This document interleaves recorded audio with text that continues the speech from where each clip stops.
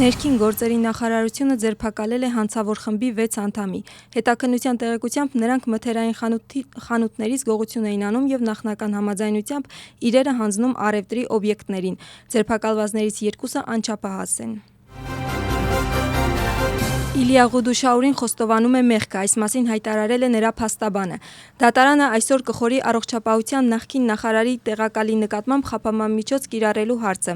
Նրան մեղադրանքն արդեն պաշտոնապես առաջադրվել է։ Այս պահին նա մնում է Դիղոմի նախնական տեղակայման մեկուսարանում։ Նախկին պաշտոնատար անձին մեղադրում են ծառայողական պարտականությունների չարաշահման մեջ։ Խոսքը շտապօգնության տենդերների մասին է։ Նա զբաղեցնում էր այդ պաշտոնը Զուրաբ Ազարաշվիլիի նախարարության ժամանակահատվածում։ Ֆինանսների նախարարության քննչական ծառայության տեղեկությամբ 2023 թվականին ամիսներ առաջ անցկացված տենդերը, որը արդեն ուներ հաղթող ճանաչված ընկերություն, հենց նախարարի տեղակալի որոշմամբ է չեղարկվել, իսկ ավելի ուշ տենդերի պայմանները հարմարեցվել են այլ ընկերության շահերին։ Վրաստանի կառավարությունը հաստատել է հանրակրթական համակարգի բարեփոխման ազգային հայեցակարգը։ Համապատասխան կարգադրությունը ստորագրում է Իրակլի Կոբախիձեն։ Փաստաթղթում զրուցվում է հանրակրթության ազգային շահերի, ինչպես նաև մարտահրավերների և դրանց լուծելու ուղիների մասին։ Առաջնահերթությունների շարքում նշվում են բարձրորակ դասագրքերի ստեղծումը, ուսուցիչների որակավորումը և մասնագիտական զարգացումը, ինչպես նաև աշակերտին հարմարեցված ուսումնական միջավայրի ձևավորումը։ Կրթական բարեփոխման հայեցակարգը ներառում է տարբեր բաղադրիչներ։ Փոփոխությունների համաձայն կներդրվի 1 դասագրքի սկզբունքը։ Դպրոցական դասագրքերը կմշակի կրթության նախարարությունը։ 2026-ից 2027 ուսումնական տարվանից դպրոցներում պարտադիր կդառնա համազգեստի կրումը տարրական աստիճանի աշակերտների համար, այսինքն առաջինից 6-րդ դասարանները ներառյալ։ Կմշակվեն նաև բջջային հեռախոսների կիրառման կարգերը։ 11-րդ դասարանում կապահովի կրկնուսուցում, ի լրումն 12-րդ դասարանի ավարտելը կդառնա կամավոր և կիրականացվի նախնական գրանցման հիման վրա։ Փոփոխությունները 2026-ից 2027 ուսումնական տարում կվերաբերեն միայն մեծ քաղաքներին։ Վարչապետի կողմից ներկայացված բարեփոխումները արժանացել են խիստ քննադատության, ընդդիմության և ոլորտի մասնագետների մի մասի կողմից։ Արդյոք հնարավոր կլինի իջեցնել սպառողական գները։ Այս հարցի շուրջ աշխատանքները շարունակվում են։ Այսօր վարչապետի նախաձեռնությամբ ստեղծված կառավարության համակարգող խորհուրդը կհանդիպի դեղագործական ընկերությունների ներկայացուցիչների հետ։ Նրանց սպասում են առողջապահության վարչությունում ժամը 13:00-ին։ Իշխող թիմում ակնկալում են, որ խնդիրը կլուծվի և դա շուտով կարտացոլվի քաղաքացիների առօրյա կյանքի վրա։ Իսկ ընդդիմությունն ասում է, որ գործընթացն ուշացած է և չի լինի արդյունավետ։ Հիշեցնենք, որ սննդամթերքից և դեղորայքից բացի կառավարական հանձնաժողովը նախատեսում է ուսումնասիրել նաև վառելիքի շուկան։ Մայա Սանդուի այն հայտարարությունը, որ Ռուսաստանը Վրաստանը վերադարձրել է իր ուղեծիր, կրկին բուռն քաղաքական գնահատականների թեմա է։ Իշխող թիմում և ընդդիմությունում լսվում են փոխադարձ մեղադրանքներ և քննադատություններ։ Հիշեցնենք, որ Մոլդովայի նախագահն այս մասին ասել է Եվրոպայի խորհրդի խորհրդարանական անսամբլում խոսքով ելույթի ժամանակ, որտեղ նաև նշվել է, որ Մոլդովան և Վրաստանը դարձել են Մոսկվայի հարձակման թիրախը, և չնայած վրաց ժողովրդի համարձակությանը, Ռուսաստանը պատերազմի վախով Վրաստանը վերադարձրել է իր ուղեծիր։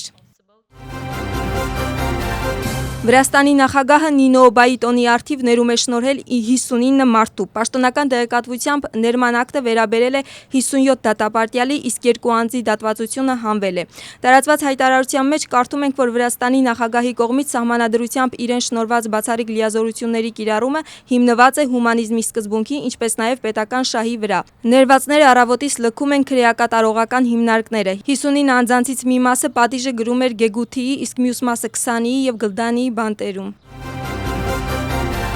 Չոխատաուրիի քաղաքային խորհրդի նախագահ Դավիթ Շարաշիձեին ձերբակալել են ոստիկանի նկատմամբ խմբակային բռնության մեղադրանքով։ Ներքին գործերի նախարարության տեղեկությամբ 3 Օզուրգեթի ռեստորաններից մեկում վիճաբանության ժամանակ Չոխատաուրիի քաղաքային խորհրդի նախագահն և նրա հետ գտնվող 2 քաղաքացիներ խմբակային ձևով բռնացել են իրավապահ մարմինների աշխատակցին, որը այդ պահին չէր կատարում իր աշխատանքային պարտականությունները։ Ոստիկանը վնասվածքներ է ստացել դեմքի և մարմնի տարբեր մասերում։ Հետաքննությունն ընթանում է Վրաստանի քրեական օրենսգրքի 126-րդ հոդվածի առաջին մասի պրիմա հոդվածի B ենթակետով։ Մինչև հետաքննության ավարտը միջադեպին մասնակցած տուժող ոստիկանը հեռացվել է պաշտոնից և տեղափոխվել ՆԳՆ-ի կադրերի մոտ։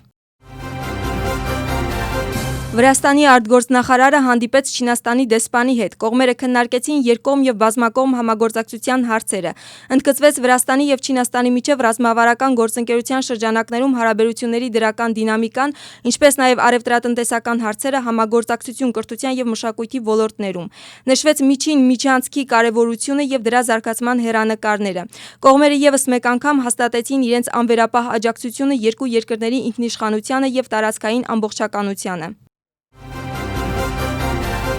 Սննդի ազգային գործակալությունը Իմերեթիում հայտնաբերել է անօրինական պանրի գործարաններ, իսկ ավելի կոնկրետ Ծխալդուբոյի քաղաքապետարանի Գեգութի գյուղում։ Պաշտոնական տեղեկատվությամբ ֆիզիկական անձը գործել է առանց տնտեսական գործունեության գրանցամատյանում գրանցվելու եւ սննդի ազգային գործակալության կողմից ճանաչվելու։ Ստուգման ժամանակ պարզվել է, որ ձեռնարկությունում խախտված են եղել սանիտարահիգիենիկ նորմերը եւ հետագծելիության պահանջները։ Օրենսդրության համաձայն բիզնես օպերատորը տուգանվել է եւ արտադրական գործընթացը կասեցվել է։ Խախտումներ են գրանցվել նաև Սամտրեդիա գյուղի Ռագոշից պանրի վերամշակման ՍՊԸ-ում։